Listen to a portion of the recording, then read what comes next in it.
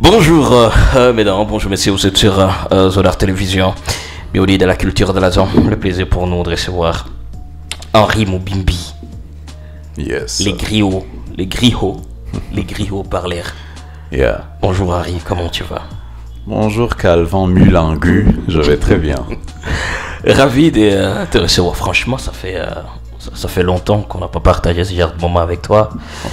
Alors, tout va bien? Tout va toujours bien. Griot parlèrent. Yeah. Ça veut dire quoi? Donc le diminutif de ce nom, griot, G-R-I-H-A-U-P, Ouais. ça sous-entend griot, le Ouais. griot, le troubadour, le poète, le chanteur, le conteur, dans la tradition orale africaine. Et griot parleur renferme les deux mots. Donc griot comme troubadour, comme poète, Ok. et parleur comme haut-parleur, quoi. Le haut-parleur, Ouais. ça a beaucoup plus trait à ma petite voix. Ta grosse voix? On peut dire ça comme ça, ma voix de corbeau, quoi. Elle est venue d'où cette voix? Tu l'as héritée de ton père? Mon père n'a pas une aussi grande voix que celle-ci, mais bon, je crois que déjà à l'âge de 13 ans, elle a été très précoce. Et à partir de là, je me suis dit, je vais voir si je peux en faire quelque chose. Yeah. Et puis après, tu l'as utilisé pour l'humour. Après, je l'ai utilisé pour l'humour, mais avant de l'utiliser pour l'humour, j'ai d'abord découvert Grand Corps Malade. Ouais. Donc, littéralement, avant de jouer au Jamel Debbouze ou Gad Elmaleh ou, je sais pas moi, Jean-Michel Cancan ou Ngadia Dia, j'ai d'abord épousé le slam, le slam poésie. Et chez Grand Corps Malade, t'écoutais beaucoup plus la voix ou sa façon d'écrire ses textes? Au départ, c'est la voix qui m'a marqué. C'est la voix qui m'a attiré chez Grand Corps Malade. Je crois que les histoires d'amour, C'est comme les voyages en train. Et quand on voit tous ces voyageurs, parfois on aimerait en être un. Pourquoi crois-tu que tous ces gens attendent sur le quai de la gare? Pourquoi crois-tu que tous ces gens craignent d'arriver en retard? Le train démarre souvent au moment où s'y attend le moins. Et l'histoire d'amour t'emporte sous l'œil impuissant des témoins. Les témoins, c'est tes potes qui te disent au revoir sur le quai et qui voient le train s'éloigner avec un sourire inquiet. Est-ce que tu n'avais pas écrit aussi un texte pareil? Ouais, j'ai aussi écrit des textes. Hein, ouais. Je crois, j'ai beaucoup plus explosé avec le slam en 2016 où je suis rentré en studio avec 3 morceaux. Ok. L'un des morceaux, c'était une ovation sur le fait que je venais d'être diplômé de l'école secondaire. C'était une chanson rap. C'était typiquement du Maître Gims. D'ailleurs, je l'avais samplé sur Ça fait comme jamais, Ah, ok. de Maître Gims et Niska. Qu'est-ce que ça avait donné? Ça avait donné... Est-ce que je me rappelle encore des paroles? Parce que...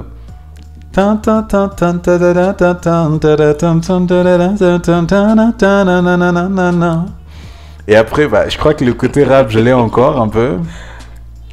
Fais pas le con, prends tes notes, va au balcon, relis les parfums ton avenir, nom de Zeus, tu devais sortir avec ta meuf, avec ta meute et créer des événements, mais tant pis, vaut mieux que tu sois sans répit, c'est pas que tu les évites, tu t'instruis, prends ton bouc, prends ton crayon, t'as des devoirs à finir pour ta vie pleine de rayons. Ah ouais. Yeah, carrément. Là, c'est en 2016. 2016, Ouais. j'essaie Et de faire... c'était ton premier morceau Mon premier morceau enregistré en studio, Ouais.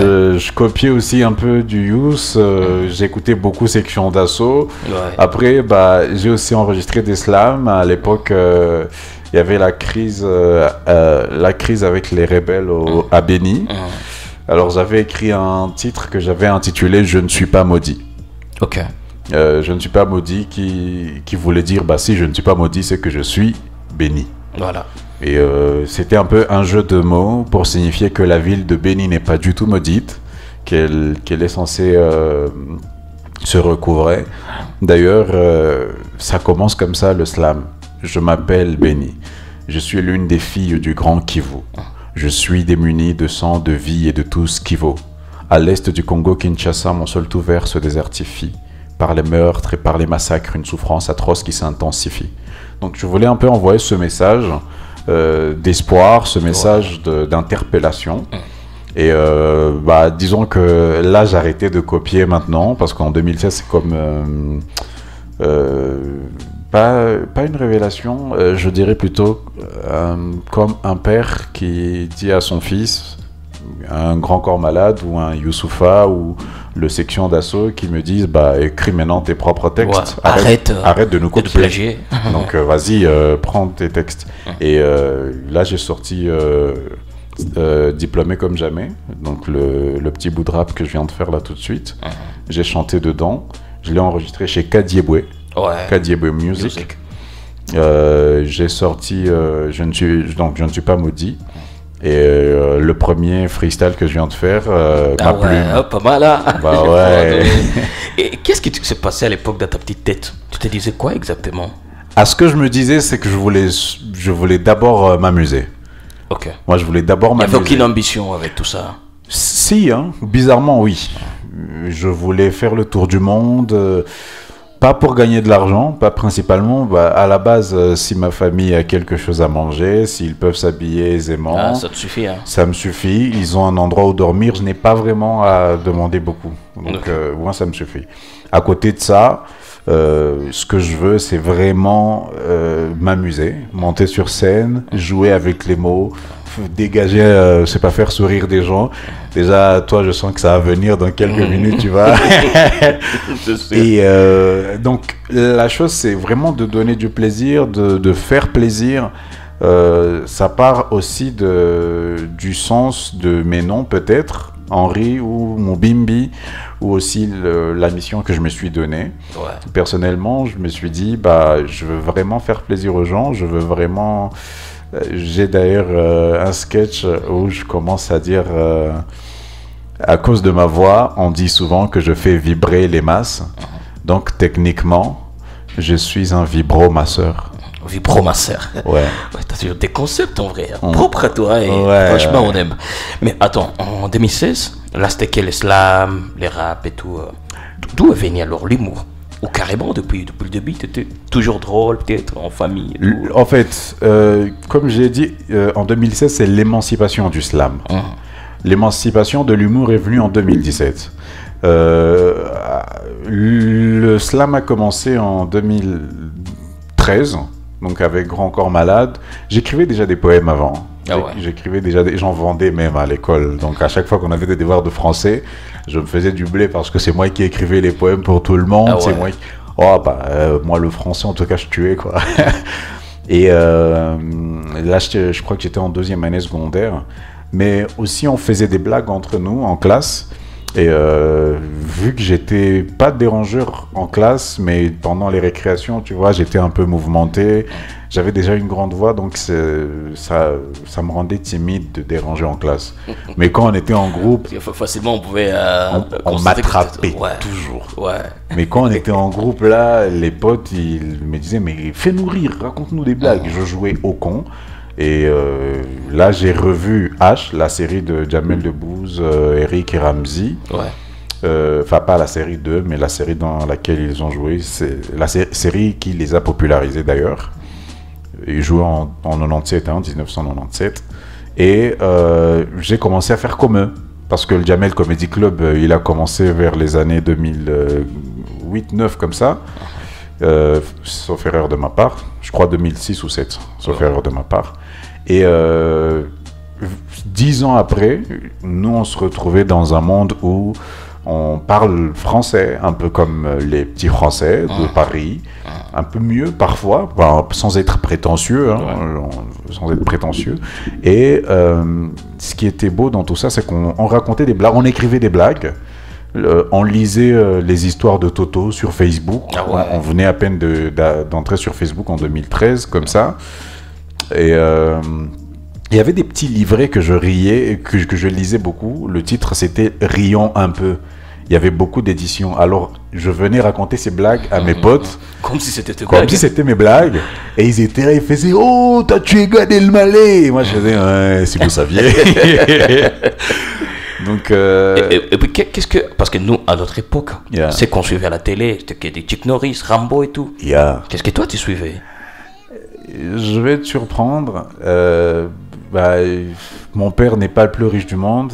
mais il a fait de son mieux quand même pour qu'on soit assez cultivé, qu'on ait certaines connaissances, un peu de savoir. Et il a mis à ma disposition, depuis que je suis très petit, donc dès que j'ai commencé à marcher au fait, des jouets, des figurines, des dessins animés, des BD. J'ai même appris à dessiner avant même d'aller à l'école au fait. Ah ouais. Alors, ce qui m'a vraiment fait grandir, c'est les aventures de Tintin, Scooby-Doo, il y avait aussi les Simpsons, Tom et Jerry aussi. Bah ouais. Et après, il y avait, en tout cas, il y avait Tom et Nana. Je crois qu'on a juste vieilli. On a des références de Dragon Ball, Pokémon. Ce sont des dessins animés qui m'ont appris à parler français. Ok. Et vu que j'étais un peu trop renfermé, je ne sortais pas souvent pour jouer avec les autres. Je le faisais, mais pas souvent. Si je le faisais, actuellement, je peux pas, mais je peux le dire, mais si je le faisais, je me faisais... Alors, ce n'est pas que je me faisais tuer, mais en tout cas, je sentais venir les coups. Et je devais normalement rester à la maison. J'ai des livres, j'ai des jouets, j'avais de la Nintendo. Donc, ceux qui veulent jouer avec moi, ils venaient à la maison. Ah ouais. Ceux qui veulent regarder des films Rambo ou je sais pas quoi, ils venaient à la maison. Voilà. Donc, c'est avec ça que j'ai grandi. Il y a aussi les films d'action comme Commando et tout. Baba Gili, Commando, Baba Gili. Ouais. Donc, passage obligé. Hein. Carrément, carrément. Voilà. Ouais. Donc, c'est un peu ça. Ouais. Ah ouais, d'accord. Et puis, l'histoire avec, c'est vrai, on a déjà une idée par rapport à l'humour et tout. Ta première prestation, tu te souviens? T'as encore de souvenirs par rapport à la première prestation Henri Moubimbi comme humoriste devant un public?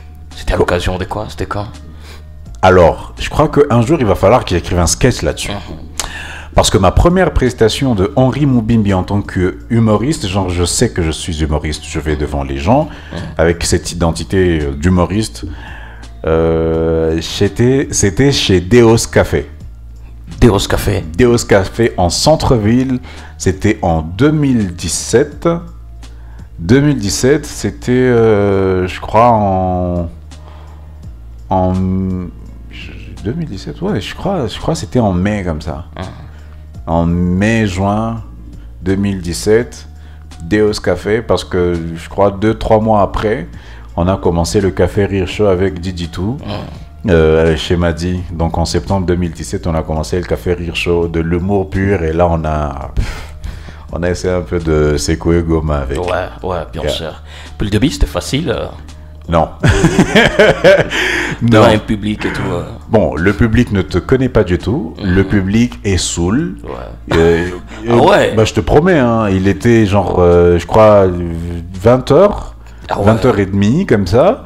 Il faisait froid, ils étaient autour du feu, chacun avait sa bouteille, peut-être que chacun était à sa 10e ou 11e bouteille, qui sait, chacun avait sa clope, et peut-être que ce n'était pas seulement une clope, qui sait ce qui était dedans, tu vois.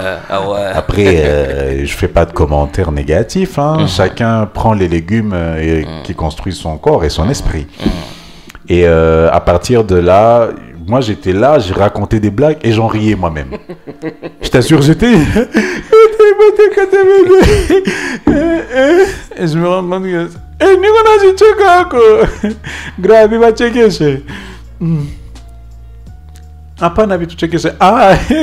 En plus, je ris. Donc, je ris sur le fait qu'il ne rit pas de mes blagues. Enfin, je me moque de moi-même. Et bon, tu prestais, en même temps, tu jouais les rôles du public. J'étais acclamé pour toi-même. Pour moi-même, je t'assure. Et ça pendant, je crois, 10 ou 20 minutes. Et je t'assure, pour moi, ça a duré l'éternité. C'était la première fois que je me suis dit que je vais faire... Dans le public, parfois, il n'y a pas de personne qui te disait « Est-ce que le va pas aller? Est-ce que tu vas pas aller où ?» Ils me regardaient même pas, je te signale. En fait, ils étaient genre un groupe là, un autre groupe au bar, un autre groupe dans un fauteuil là-bas. Écoute...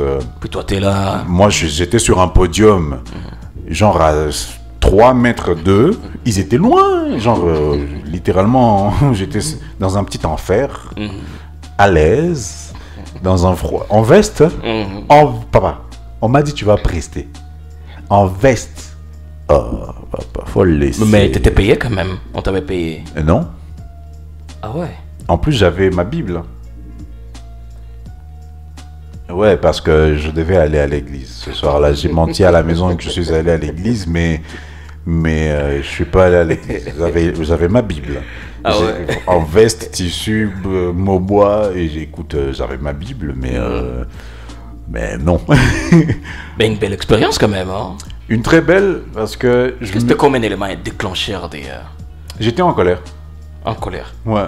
J'ai pas l'habitude de... Contre toi-même? Contre moi-même, toujours. Ouais. Je ne sais pas me mettre en colère après les gens. Ok. Ça peut m'arriver. Mais ce jour-là, je m'étais dit, qu'est-ce que j'ai fait de mauvais? D'habitude, quand je suis devant les gens, même sans me préparer, parce qu'aujourd'hui, je me suis préparé, mais pourquoi est-ce que ça n'a pas été drôle? Pourquoi? Et à un moment, je me suis dit, déjà... Si on reste dans le rationnel, c'est vrai qu'ils fumaient, donc ils étaient dans un certain état, c'est vrai qu'ils buvaient, donc l'éthanol, la molécule d'éthanol avait déjà réagi sur leur cerveau, mais est-ce que c'est ça que je suis? J'avais, en 2017, j'avais 20 ans, j'étais en train d'avoir 20 ans, et j'avais besoin d'être sûr que je n'avais pas choisi le mauvais cheval, au fait, sur lequel je devais parier. Mais écoute, je m'étais fixé cet objectif depuis très longtemps. Donc moi, je voulais faire que ça. Je me sentais à l'aise sur scène. Et un peu comme Grand Corps Malade le dit, je suivrai ma place et ma seule vraie place est sur scène. Je resterai à ma place et ma seule vraie place est sur scène. Donc, et puis l'idée avec Comedy Club, si on saute un tout petit peu, je sais, il y a un long parcours. Après, à ce moment, tu nous as parlé des cafés. Tchéké Chacho. Tchéké Chacho avec Didi Tou. Voilà, aussi un très très bon moment. D'ailleurs, la fois dernière, moi, il est passé ici, il nous a parlé même de Tchéké Chacho. Genre, on lui avait donné l'opportunité aussi de prester, nanani, nanana. Donc voilà. Et puis juste après, Comedy Club. Exact. Inspiré des. De Jamel Comedy Club. Ok. Exact. Dans genre, en fait, si je croise Jamel Debbouze aujourd'hui, je lui remercierai beaucoup parce que c'est quand même un peu comme un père qui a donné un certain héritage intellectuel et artistique. Moi, c'est sa ténacité. Donc, on commence le Tchéké Chacho, c'était en fin septembre 2017. Et on finit la production de Tchéké Chacho en avril. Donc la dernière production, on l'a fait en avril 2017. Et là, on travaille... Donc la dernière production de Tchéké Chacho, on travaille avec des humoristes venus de Burundi, du Rwanda, de Bukavu, de Beni. Donc il y avait Joyeux Bin Kabodjo de Bukavu, Christian El Kabo qui travaillait déjà avec Tchéké Chacho pendant très longtemps. Il y avait aussi Michael Sengazi du Rwanda et Arthur Ban de Burundi. Donc ils étaient venus, ils étaient de passage en ville et on leur a dit il y a une scène. Donc vas-y, on rit ensemble. Et c'était la dernière production. On aurait aimé continuer, mais bon, on n'a pas pu. Puis la première production de Comedy Club, c'était la même année, 2018. Donc avril 2018, on a fini la production de Tchéké Chacho. Et le 28 avril, le nom de Comedy Club est sorti comme ça, de nulle part. Et le 14 juillet 2018, on a fait la première production de Comedy Club. C'était dans un des auditoires de l'ISDER Grand Lac, derrière ISC. Voilà, et là, Henri n'était pas seul. Henri n'était pas seul, on était avec toute l'équipe, on était avec des comédiens, des humoristes, on était avec un groupe de théâtre, on était avec des musiciens, on était avec Yolé Africa, on était avec Ubuntu DRC, qui est une maison d'imprimerie. On était avec One Target, qui est une maison média. On était accompagnés. Et sur scène, je voulais un peu comme être un impresario de tous les artistes. Il y avait une pièce de théâtre qui avait été jouée par Stella Organisation. Il y avait Grand-Père qui avait fait un conte. On devait être avec Petit Faustin, mais malheureusement, il avait été pris sur un programme cinéma ce jour-là. Ok. On était avec des grands cinéastes africains. Je me rappelle d'un nom. Attends, je me rappelle quand même de ce nom parce que je l'ai vu encore ce matin. Moussa Touré, Moussa Moïse Touré, qui donnait formation à Yolé Africa à l'époque. Et il m'avait trouvé drôle dans une des prestations du festival de Yolé Africa. Et il est venu à mon show avec ses amis et tout. Et sur scène, on était aussi avec Moami Balan, on était avec... Diditou n'a pas pu se libérer, il avait un autre programme malheureusement. Et Yannick Kitoko, Pascal Mourola, hein, on était vraiment nombreux. Non, vous étiez nombreux, hein. Très nombreux, oui. Et puis, c'était le début des Comedy Club. Et juste après, vous avez évolué. J'imagine qu'il y avait assez de défis. Des grands défis, parce que ce spectacle-là était payant, mais je crois que on n'avait pas encore toutes les possibilités de production à l'époque, donc on l'a rendu un peu gratuit. Ok. Et on a eu une 60aine de personnes dans le public. La deuxième production de Comedy Club, on a produit Alain et Songo. C'était son premier spectacle à Goma. Il a fait Parlons élections.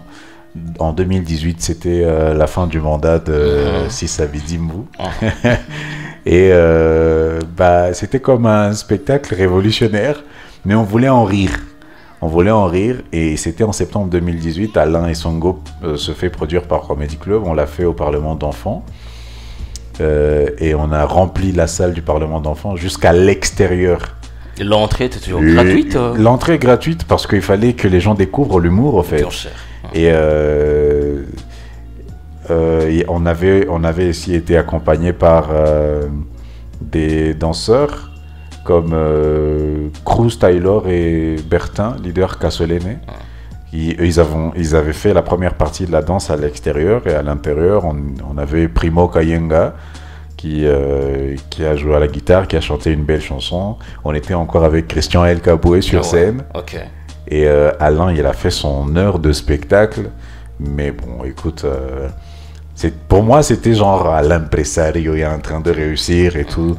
Et fallait pas que je reste à dormir sur mes lauriers. Donc, septembre 2018, une petite consécration, encore avec One Target Image et la complicité de Parlement d'enfants. Et on a réussi cette date-là. Ah ouais. Là.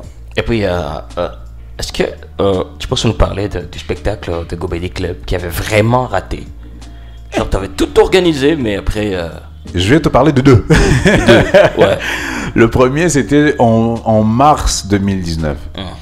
Celui-là, c'était un spectacle, je dirais, on était vraiment sur nos grands chevaux.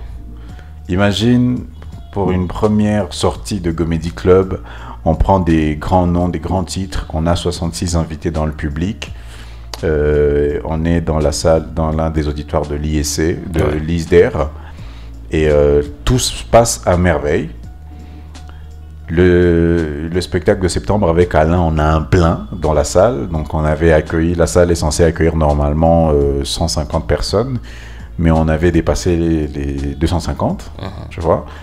Et je m'étais dit, bon, on a été consacré, donc une belle consécration. Et on a produit la première édition de Année du Rire, donc 2019 Année du Rire. Et je t'assure, on a culminé. On a été avec Jassa, on n'a pas pu avoir Mboukouli à l'époque. Donc on a été avec Jassa, Jacques. Et c'est un bon grand frère. Je t'assure, il a assuré. Ah ouais. Il a assuré, on a travaillé avec la Maison Orange. Et c'était à l'Ex-Alliance Française, on a fait le plein. On a réussi. Donc ça faisait vraiment des dates qui se succédaient comme ça, 3 grandes réussites. Et en mars, on devait faire la première édition de Femmes à la hauteur, pour promouvoir le droit des femmes et tout. Et il y avait des jeunes filles qui avaient chanté, il y avait Archange et Ariel qui avaient chanté, qui sont mes petites sœurs par la même occasion. C'était aussi la première scène d'humour de Esther Queen, Mugoli, qui s'est vraiment démarqué. Il y a eu aussi Christian Caligala, il y a eu aussi GC Boussomoké. Beaucoup de gens sont montés sur scène. Pourquoi est-ce que je dis que pour moi ça m'a choqué cette date-là? Parce que en cette date-là, en étant sur scène, j'avais reçu une nouvelle que j'avais pas appréciée personnellement, qui avait brisé mes plans artistiques. Et je ne vais pas en parler, hein, mais quand même, je voulais mettre ce point-là. Et ce jour-là, j'ai détesté mon art. J'ai détesté ce que je faisais à cause des gens. Et c'était la première fois que je m'étais mis en colère après quelqu'un, contre quelqu'un. Et je ne m'étais pas apprécié pour ça. Donc pour moi, et en plus, on voulait vraiment vendre ce spectacle-là, on ne l'a pas vendu comme il fallait. Alors pour moi, je voulais vraiment corriger. Et je ne considère pas cette date-là comme un échec. Le plus gros échec, c'est la date qui vient après celle-là. Donc après 3 grandes réussites, mars, on a quand même fourni beaucoup d'efforts parce qu'on a travaillé avec Nyiragongo Ngoma Productions, qui avait pris les photos en janvier 2019, année du rire en janvier. En mars, ils ont fait la vidéo, ils ont aussi pris les photos. Et en juillet, on devait produire Au nom de Dieu, le premier spectacle Au nom de Dieu de Alain Isongo. Et on a fait un échec chaotique. Un échec, on avait à peine 20 personnes dans le public. Oh. Imagine, on a réussi 4 fois pour échouer sur quelque chose qu'on avait déjà l'habitude de faire. C'était quoi le souci? Genre mauvaise communication? Mauvaise communication, beaucoup de suffisance, beaucoup de prétention, d'orgueil. On était sûr et certain qu'on allait faire mieux. On était sûr et certain que on allait réussir comme d'habitude. Et on s'était dit, bon, il suffit juste que les gens regardent nos réseaux sociaux pour qu'ils viennent. Pour venir. Mais on n'a pas communiqué, on n'avait pas frappé sur les portes parce que les gens n'étaient pas encore habitués. Et ça, est-ce qu'il y avait aussi une concurrence peut-être sur terrain? Oui, il y avait le Goma Rire Festival qui venait d'arriver en mai avec Mwami Balan. Et bon, certes, on avait travaillé avec lui. Bon, Gomédie Club avait accompagné la première édition. Ouais. On a littéralement parrainé la première édition. C'était en mai 2019. Mais écoute, l'histoire est longue. Hein. Ouais, d'accord. Voilà. Et aujourd'hui, comment évolue Gomédie Club? Gomédie Club a d'abord essayé de se relever parce qu'après 2019, il est venu le Covid. Donc si je vais faire une petite historique vite fait, le Covid vient en 2019, en fin 2019. Et en 2020, on devait faire 2020 année du rire. Donc la deuxième édition de l'année du rire et répéter le programme trimestriel. On s'était dit on va faire 4 spectacles par an, tous les 3 mois. Et on n'en a pas fait. On arrive en janvier, on nous refuse la production des spectacles. En mars, pareil, pour Femmes à la hauteur. Et vers juillet, on n'avait plus la possibilité de produire également parce qu'on n'avait pas la permission d'en produire. Puis, on s'est dit, on fait comme les autres font, en ligne. Et on a fait un show en ligne avec NNP, c'était en septembre ou octobre, comme ça, 2020. On a produit un truc en ligne avec Ryan Banza, Alain Isongo et moi, avec l'accompagnement de Nyiragongo Ngoma Productions. Et ça s'était super bien passé.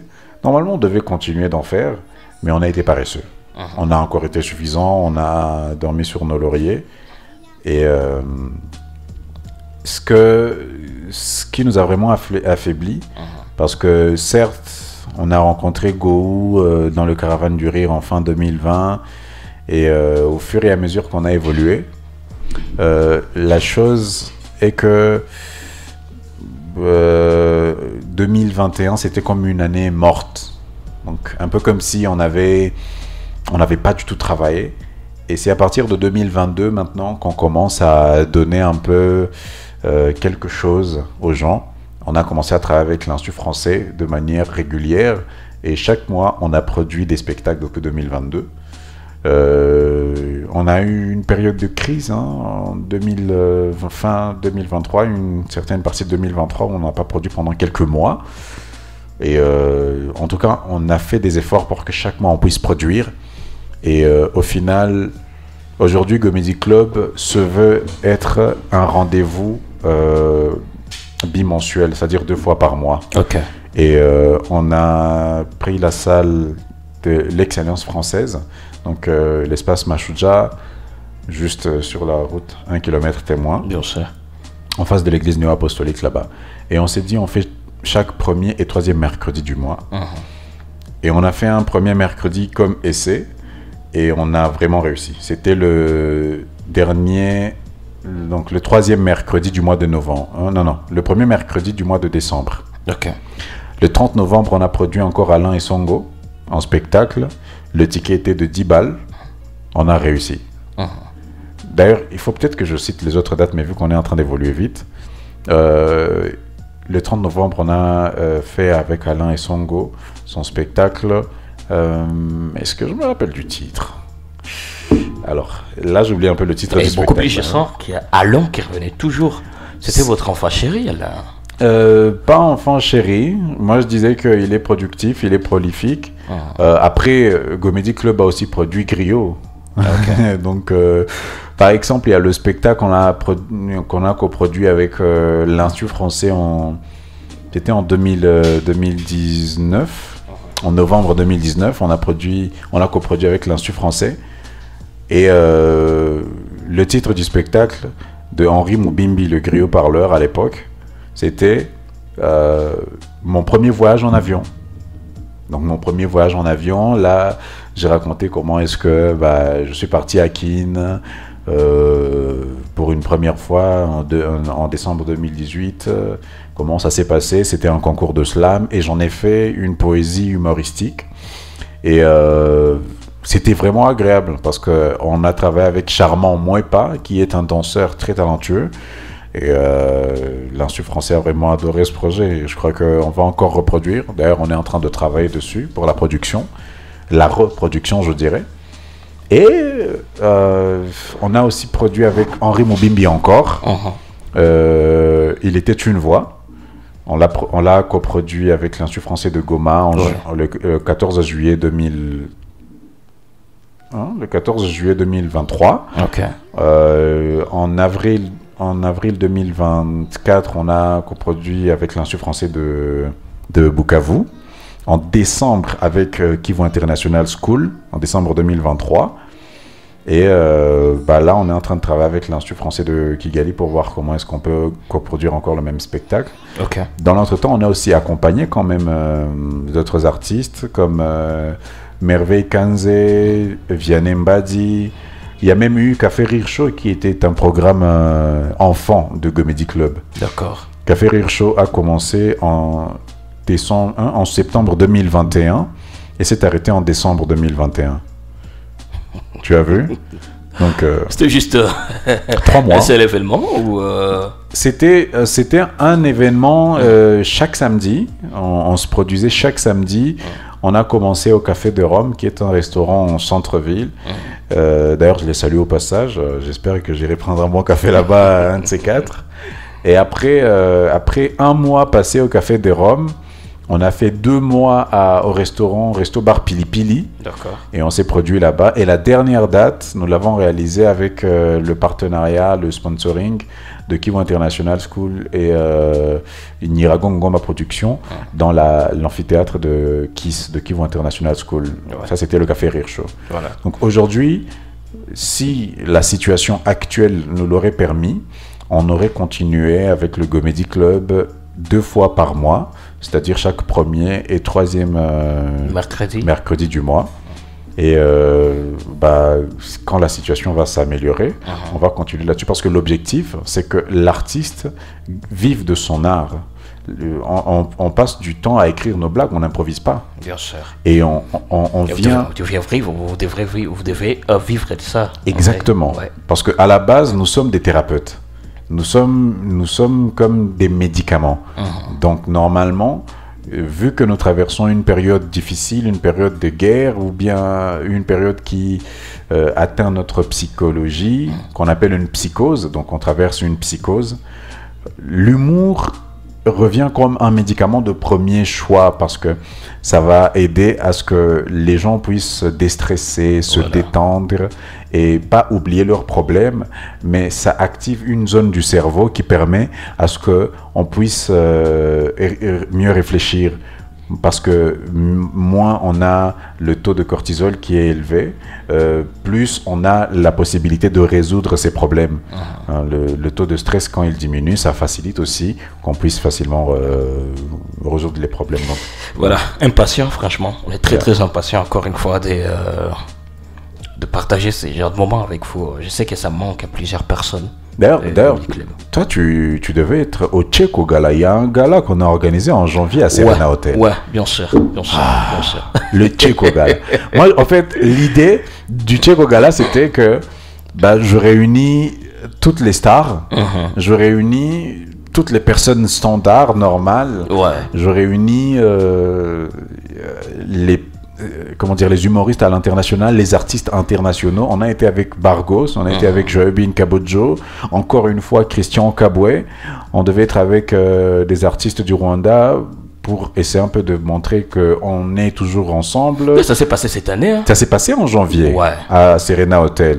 Mais on n'a pas été avec les artistes du Rwanda parce que la solution, la situation, voilà. D'accord, bon voilà. Alors, pendant quelques minutes, c'est vrai, les gens qui vont suivre l'émission et qui vont se demander est-ce que c'est parti, il va partir juste comme ça ou il va pas même nous donner un petit moment pour rigoler un tout petit peu. Je sais pas si pendant juste 2-3 minutes, tu peux nous faire quelque chose vite fait.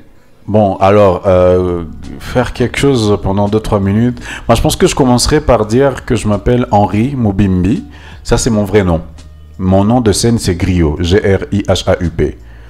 Alors, Henri Mubimbi, c'est en français.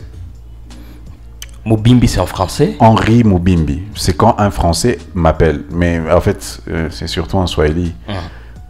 Parce qu'un Français, il m'appellerait Henri Mubimbi. Ouais, à la base. Maintenant, après, je me suis demandé comment est-ce qu'en anglais m'appellerait. Et j'ai fait l'erreur de me présenter à Jérémy Guilly à l'époque. Je crois que c'était en 2015 ou 2014, lorsqu'il y avait le festival Peace One Day à l'aéroport de Goma. Il était venu au collège Mwanga, c'est là que j'ai fait mes études. Et je me suis présenté, je lui ai dit « My name is Henri Mubimbi ». Et il m'a dit « Write it to me here ». Et je lui ai écrit mon nom, Henri Mubimbi. Il m'a dit « Oh, I understand, your name is Henri Mubimbi ». J'ai dit « Non. » C'est Henri Mubimbi, pas Mubimbi. Parce que Mubimbi, si je vais dire à mon grand-père que je m'appelle Mubimbi, il va dire Kera. Tu vois, genre, ça serait quelque chose de. Mais après, je me suis dit, c'est pas grave. C'est pas grave, vraiment. Chaque personne conçoit les choses telles que elle se voit elle-même. Parce que j'ai eu un ami. Je crois qu'il y a même une vidéo qui a circulé sur Internet. Ce gars-là, il est parti en Amérique, il y a fait une semaine. Quand il est revenu, je sais pas, tu connais la chanson Kasongo Mobali Nanga. Lui, il chantait Kasongo Mobali Nanga. Kasongo Runaway, oh yeah, oh my god. Songo le Bala. Imagine. Et c'est le genre de gars, on va au resto et il commande I want this, the rouge. Et moi je vois le the rouge dont il parle, c'était écrit thé rouge. C'est écrit thé rouge, lui lit the rouge. Je t'assure, imagine le gars, c'est le genre de personne qui sur une maison, tu vois, les cafétériens on écrit maison du lait. Il a lu là-bas My Son Delight. Maison du lait, il lit My Son Delight. Imagine. Qu'est-ce que tu vas faire de cette personne-là? Moi, je me dis, on est tellement acculturé qu'on veut mal copier les styles des autres, tu vois. Par exemple, aujourd'hui, je voudrais bien que si les gens doivent copier les styles des autres, qu'ils copient un bègue, par exemple. Être bègue, ça fait mal. Ouais. Moi, j'ai vu un bègue qui est fan de moi, qui voulait me dédicacer un poème. Ah ouais. Mais écoute, moi, je ne voudrais pas me sentir à sa place. J'ai pleuré en le voyant. Oh là là. Écoute, le gars, il m'a dédicacé un poème que tu connais peut-être, hein, Le Corbeau et le Renard de Jean de La Fontaine. Et seulement le titre, je me suis dit, je te le fais, je te le fais.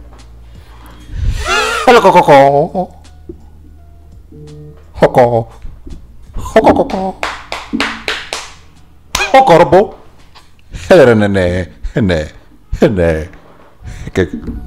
renard. Maître,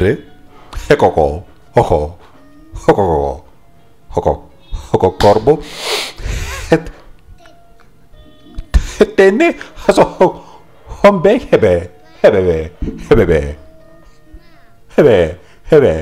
il y avait une maman qui passait sur la route, le gars l'a giflé, son bec un fromage. Je me suis dit, mais donc c'est la maman qui a le bouton play, pause.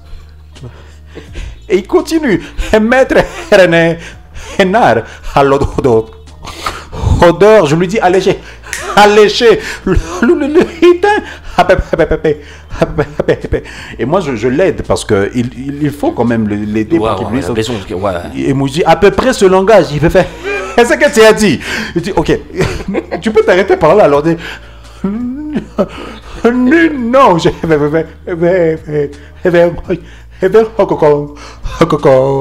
continuer. Je suis ton fan. Je te dédie ce poème. Attends, j'étais où? Maître renard à l'odeur léger. À 8 heures, à peu près, et ce langage. Bonjour, monsieur du corbeau. Vous êtes joli. Vous me semblez beau. Sans mentir, hein? C'est votre... Je lui dis... Arrête. Attends, respire. Il fait... Oh, il fait... Oui, tu es fatigué. Tu as fait le marathon plus que Usain Bolt. Donc, calme-toi quand même, tu vois. Donc, à un certain moment, je m'étais dit... Comment est-ce qu'on peut copier ce genre de style? Donc, après, je me dis, bon, pour ceux qui veulent copier, c'est bien. Hein? Actuellement, on voit nos dames qui se rasent la tête pour porter des perruques. D'autres n'ont pas de cheveux, elles ont littéralement des calvities. Mais elles mettent des perruques. Au lieu de comme avait un mbouzi, voilà, dini. Mais bon, moi je me dis, tant qu'elles sont belles et qu'elles continuent à nous plaire, ça fait plaisir, ça fait toujours plaisir. Et que la femme noire, ce sont les valeurs transmises par sa mère, qu'elle transmet elle-même à sa progéniture. Et bah écoute, moi je voudrais bien voir les femmes sur des postes à responsabilité dans l'avenir, tu vois. Par exemple, une femme chef cuisinier, une femme qui dirige une lessive, tu vois, dans des postes à responsabilité, tu vois. Ouais. Donc une femme qui a du pouvoir, hein, une femme première dame de la République, une femme première dame de la Banque centrale, donc son mari il est directeur de la banque, tu vois. Dans des postes à responsabilité, quoi. Une femme au foyer, hein, des postes à responsabilité, quoi. Moi, je voudrais bien voir une femme, hein, une femme à la cuisine, à des postes à responsabilité. Ce sont des postes à responsabilité. Moi, je voudrais bien voir une femme, une femme mère, tu vois. Bon, à des postes à responsabilité, quoi. Donc, une femme qui a des responsabilités, tu vois. Après, moi, je suis vraiment pour l'émancipation de la femme. Hein? Déjà, qu'on raconte qu'en une femme, il y a 4 femmes. Première semaine du mois, il y a une femme qui peut être souriante. Deuxième semaine du mois, il y a une femme qui peut être travailleuse. Troisième semaine du mois, il y a une femme qui peut être douce. Quatrième semaine du mois, il y a une femme. Il ne faut pas la chercher. Parce qu'elle n'est pas là, en fait. Il n'y a pas de femme. Donc, il y a, pour moi, en tout cas, la femme, c'est le symbole de la force, tu vois, de l'acceptation. Qu'est-ce qui se passe la 4e semaine Hein? Elle n'est pas là. Comment? Hein? Moi, je te dis, quelqu'un qui chaque mois passe 4 à 5 jours en train de saigner et qui ne meurt pas, faut fuir. Faut pas la chercher. Cette 4e semaine-là, non, papa. Après, je sais pas. Hein. Moi, je me dis, un jour, enfin, la femme que je vais épouser, je pense que à chaque fois qu'elle va me regarder, elle va me faire, toi aussi, on t'a créé. Il y a un humain comme ça, quand même. Et moi, j'adore ça, en fait. Moi, j'aime bien cette énergie et tout. J'aime bien les charrier. Elles savent que je les adore, en fait. Là, il y a un jour ma mère qui prend la tête à mon père. Et tu vois, elles ont cette belle habitude. Avant, c'était Novelas. Aujourd'hui, c'est TikTok. Ok. Et avant, on pouvait adorer Vaidei, on pouvait adorer Sergio Santimaniez dans Marimar, on pouvait adorer Fatma Goul, ou je sais pas moi, Amour à Manhattan, ou je sais pas, je ne me rappelle plus des titres parce que je connais tous les titres parce qu'on était obligé de suivre ça. C'est elle qui confisquait la télécommande. Hein. On avait le droit de suivre le match uniquement après qu'elle ait fini de suivre. Okay. Mais elle pleurait même pendant les publicités. Alors je me demandais quand est-ce qu'elle va s'arrêter de suivre. Elle ne s'est jamais arrêtée. Actuellement, ça a changé. C'est viré vers TikTok. Ouais. Et aujourd'hui, bah écoute, Gloria Bach, je t'adore, tu es ma sœur, tu vois, on travaille ensemble, mais là, c'est une très bonne comédienne, hein. On travaille avec elle dans le groupe, dans la compagnie théâtrale Les Acteurs, avec un Z au début. Mais Gloria, tu n'es pas aussi populaire que ça chez nos mamans. Bargos, on vit dans le même quartier avec Bargos. Tu n'es pas aussi populaire que ça chez les mamans. Moi, je t'assure, chez les mamans, actuellement, Danono. Danono, et qui... Non mais... En fait, je sais pas. Moi, je pense que l'Internet nous a apporté énormément de choses. Ouais. Et mon point de vue à moi, c'est... Bah écoute, parle à ChatGPT et demande-lui de te parler de Danono. J'ai essayé ça un jour. Et ChatGPT m'a dit, tu veux que je te parle d'elle en essayant de mentionner tout ce qu'il y a de respectueux autour d'elle, tout ce qu'il y a de... tout ce qu'il y a de poli autour d'elle. Tu veux que je te parle d'elle en quelle langue? Parce que si je te parle d'elle en Swahili, tu veux que je te parle d'elle en Swahili facile ou bien tu veux que je te parle d'elle en Swahili soutenu, tu vois? Danono, c'est une star de TikTok que je ne connais pas, mais je la connais. Dans le sens où je ne suis pas Danono sur TikTok. C'est pas mon influenceuse préférée. Mais Danono te fait et après elle tape quelque part, tu fais pourquoi tu as tapé là-bas? Pourquoi? Genre, sur tous les endroits de ton corps, c'est seulement là-bas que tu as décidé de taper. Où? Ah, Calvin. Là-bas, ok. Là-bas, Calvin. Là-bas, Calvin. C'est Danono, tu veux qu'elle tape où même? Tu vois? Mais aussi, Internet a ses bons côtés, ses mauvais côtés. Moi, j'en ris parce que je me dis, on doit rire de tout. Hein? On doit rire de tout. Mais on ne peut pas rire de tout. Parfois, il y a ses limites. Parce qu'actuellement, tu vois, il y a nos filles, elles ont peut-être même moins de 18 ans, mais il y a leurs vidéos qui traînent sur Internet, d'elles toutes nues. Et moi, je me dis, bah, ça me rend triste, en fait. Et ce qui me rend triste, c'est... Pourquoi est-ce qu'elle filme toujours comme ça? Moi, j'aime regarder les vidéos en position cinéma. Filmer en position téléphone, parfois, ça gêne. Quand tu mets ça à l'ordinateur, ça ne se voit pas. Donc, pourquoi, si tu veux filmer ton corps en entier, tu recules. Moi, je vais zoomer moi-même. En plus, les caméras sont de mauvaise qualité, tu vois. Ouais. Si vous circulez, vous faites circuler vos vidéos, prenez quand même une bonne qualité de vidéo. Voilà.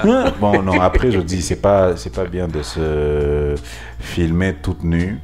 Hein, c'est pas, ça tue les valeurs et tout, ça diminue votre valeur aux yeux des hommes qui vous voient aujourd'hui. Bien sûr. Mais ce qui est aussi triste, c'est que dans les jours à venir, vous serez des mères.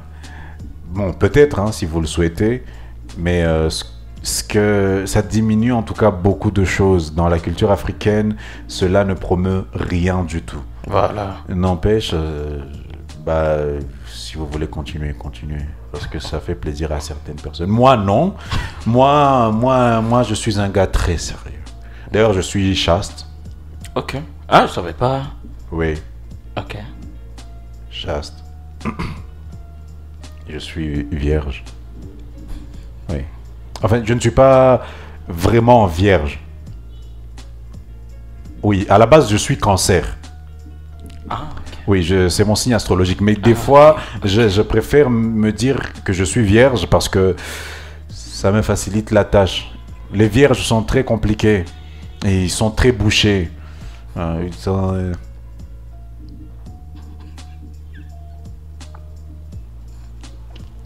Ils n'ont pas d'expérience, les vierges, en fait. Ce que je veux dire, c'est que les vierges sont difficiles à contrôler, tu vois. Et c'est pourquoi on... Là, on parle de signes astro. On parle de signes, on parle de signes astrologiques. Moi, je suis cancer. Et bah, c'est vrai que moi aussi, je suis un peu très cancérigène. Ouais, je suis quand même un vrai virus. Mais pas virus genre comme le sida ou virus... comme Ebola ou virus comme Covid, non, je suis virulent. Parce que je vois que même toi, tu as diminué le volume du microphone à cause de ma voix. Ouais. Tu vois, je suis très virulent. Donc, c'est ça un peu. En fait, ce que je veux dire par tout ce que j'ai raconté là, c'est que l'humour, ça aide à se détendre. L'humour, ça aide à se sentir à l'aise, à se démarquer. Si vous sentez que vous êtes triste, vous êtes délaissé, vous avez besoin de... Allez voir des blagues. Vraiment, écoutez des blagues, écoutez des histoires drôles. Et suivez les humoristes de Goma. Il y a Priska the Drunk qui perce. Il y a tous les TikTokers qui font du bon travail actuellement. Métis Noir, Junja. Hein, il y a beaucoup d'humoristes. Il y a même Charlie Chaplin de Goma qui... Ouais. Il y a beaucoup d'humoristes qui font du bon boulot. Il y a la dame là, et les métisses, la demoiselle. Joël. Star Joël. Star Joël. Ce sont des petites histoires. Et ça n'a pas les qualités d'Hollywood, d'accord ? On accepte. On n'a pas un producteur qui a des caméras en réalité virtuelle, augmentée. Mais on a ces petites histoires à vous raconter. Et quand on vient sur TikTok avec nos stars à nous, bah écoute, on vient les promouvoir, on vient raconter notre histoire, suivons ces histoires-là, rions de ces histoires-là. Et il y a aussi les popocheuses comme les Danono et compagnie.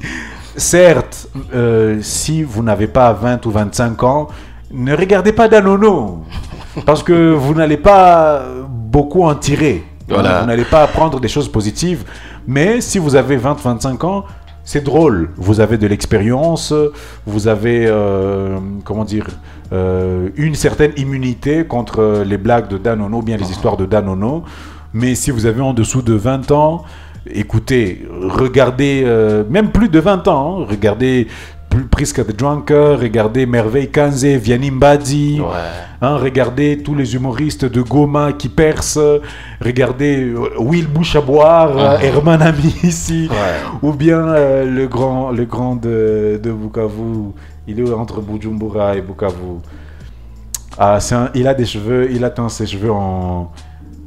Cascadeur, quelque chose. Il y a Cascadeur, il y a Maréchal, Raymond Walimou, il y a l'autre, comment il s'appelle? Red Bienve, c'est lui que je cherchais, tu vois. Ouais. Il y a Red Bienve, et venez aussi sur scène, parce que eux, ce sont des humoristes sur les réseaux sociaux. Nous, on fait beaucoup plus des productions sur scène. Sur scène, vous allez trouver les Moami Ballant. Voilà. Sur scène, vous allez trouver Yannick Kitoko, Josias Massamba, Alain Essongo, Henri Moubimbi, encore Merveille Kanze, Vianney Mbadi. Il y a Jospin Baraka. Il y a beaucoup d'humoristes qui sont là. Il y a Josh. Il y a énormément d'humoristes qui sont là. Il y a les... je sais pas... en fait, là, je n'ai pas tous les noms. En vrai. Et vous êtes aussi sur TikTok? C'est quoi votre nom sur TikTok? Griot. G-R-I-H-A-U-P. Voilà. Griot. C'est sur tous les réseaux sociaux? Sur tous les réseaux sociaux, mon nom de scène. G-R-I-H-A-U-P. Voilà, Griot. Voilà. Henri, quel moment partage. Je pensais que ça va prendre 30 minutes. Hein. On est allé au-delà. Wow. On est vraiment un très bon moment partagé avec vous. Je parle beaucoup. Franchement, ça. Et puis on n'a même pas fini. Je pense qu'on doit faire une deuxième partie. On va faire une deuxième partie, frère. Voilà. Vraiment, on doit. Écoute, actuellement, je pense que les gens ont besoin d'écouter des histoires. Ouais. Parce que, en fait, est-ce que je dois conclure peut-être? Ouais, vraiment pour finir, hein. On n'a qu'une minute. Oui, pour finir, je vis de l'art. J'ai fini mes études en 2019 en sciences de l'information et de communication à l'Université catholique La Sapientia.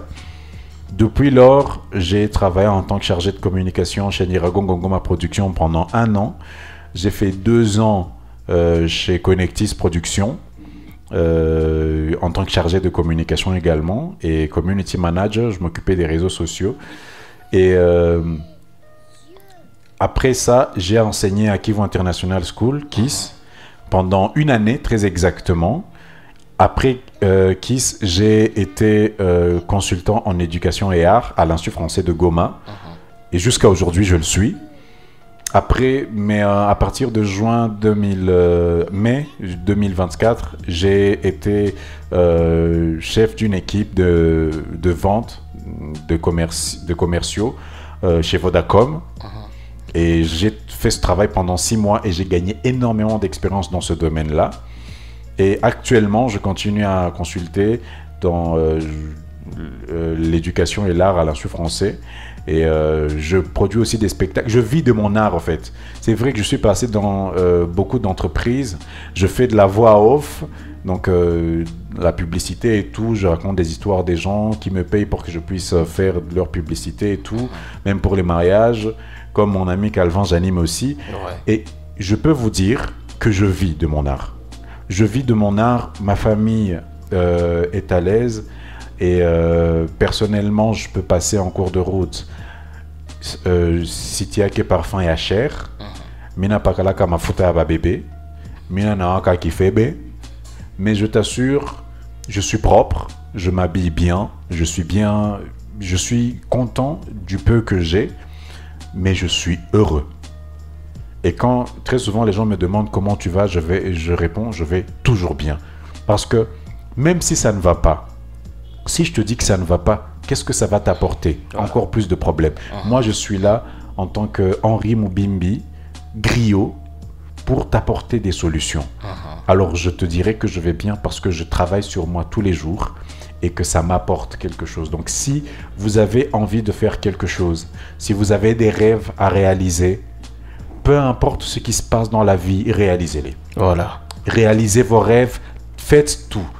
Et surtout, réalisez-les sans nuire aux autres. Sans nuire aux autres, soyez toujours honnête, soyez toujours sincère. Aujourd'hui, vous allez passer à Goma, demander, peut-être que je suis en train de me vanter, peut-être qu'il y a des histoires négatives sur moi, mais demandez Henri Moubimbi comment il est. Je ne suis pas parfait, j'ai beaucoup de défauts, mais j'adore mes qualités. Voilà. Et je travaille sur mes défauts tous les jours pour m'améliorer chaque jour. Et je t'assure, je n'ai pas beaucoup de problèmes avec beaucoup de gens et j'apprécie. Voilà. Plaisir, hein, vraiment partager ces petits moments avec toi. Un grand plaisir, mon frère. À la prochaine, on va encore une fois revenir sur son parcours. Bam!